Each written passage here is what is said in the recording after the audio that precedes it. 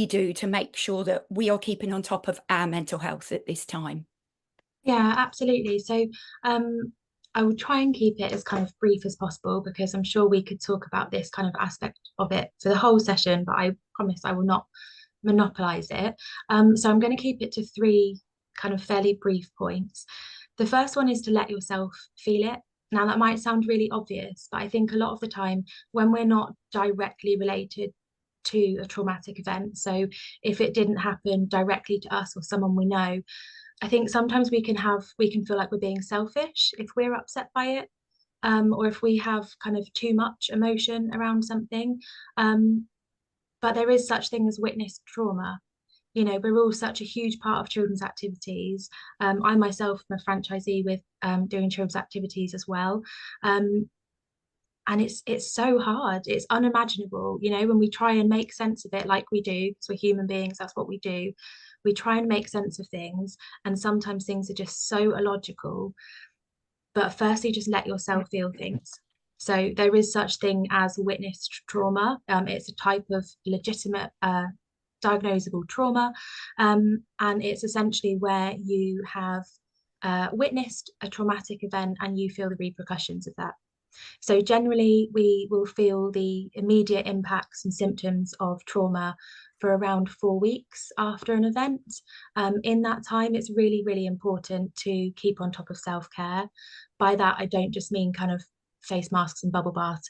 I mean making sure you're getting decent nutrition, decent water, decent sleep, talking to other people. So really taking care of the basics, because those thoughts and feelings that you'll have over the next few weeks will change. That's natural. That's part of a traumatic event. So just being mindful of that.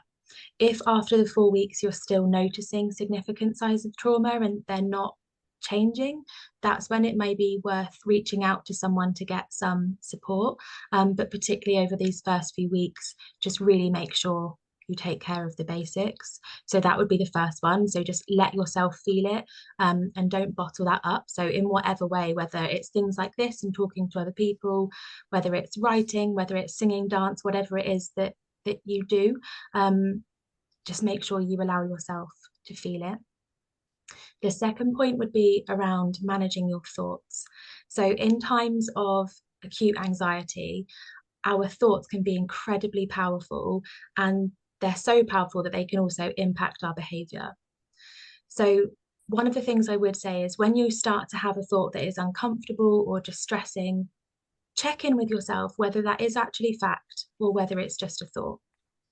The way that you can do that is ask yourself, right, this thought I'm having, do I have any evidence for it?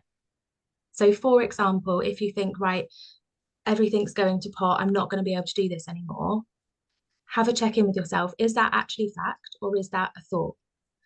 Thoughts can be really, really powerful. Like I say, they can massively impact our behaviors, but there's a technique within CBT, within cognitive behavioral therapy, which allows you to actually identify whether that is a thought distortion or whether it is a factual thing that you've got in your head. So ask yourself, do you have any evidence for the thought that you have? And are there any other options? Are there any other possibilities? What those things do is help you to identify whether it is in fact a thought or a fact. And if you identify and label that it is in fact a thought, that can really help to diffuse the level of anxiety that you feel.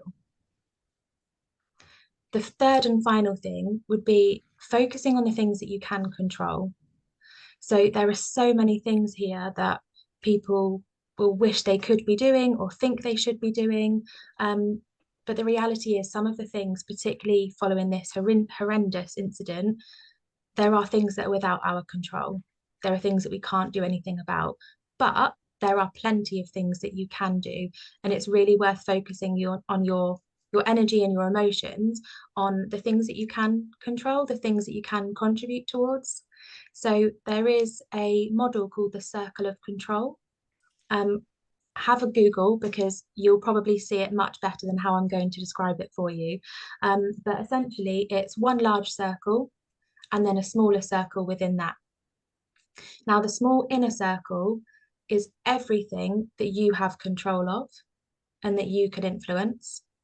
And then everything in the outer circle are things related to the stress, to the anxiety that you're feeling, that are there, and you're recognizing them, you're acknowledging them, but you're also recognizing that, yeah, they're out of your control. And actually, they're not worth you investing your time and energy on. So, all of those things in the outer circle, I want you to write them down, but then also cross them out.